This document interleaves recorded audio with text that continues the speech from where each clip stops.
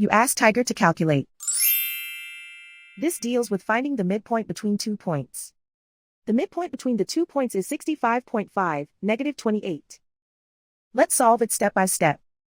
Plot the 2 points and calculate the midpoint using the formula. The coordinates of point 1 are, x1 equals 64, y1 equals 28.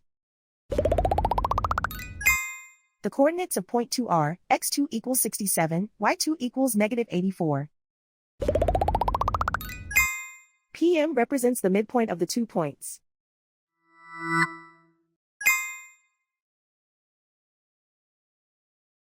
Use the x values in the midpoint formula to find the midpoints x. x1 equals 64. x2 equals 67.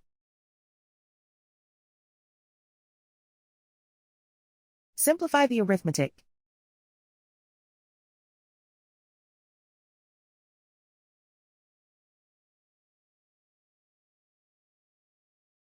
Use the y values in the midpoint formula to find the midpoints y. y1 equals 28.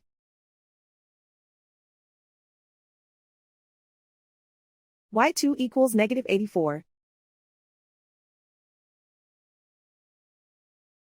Simplify the arithmetic.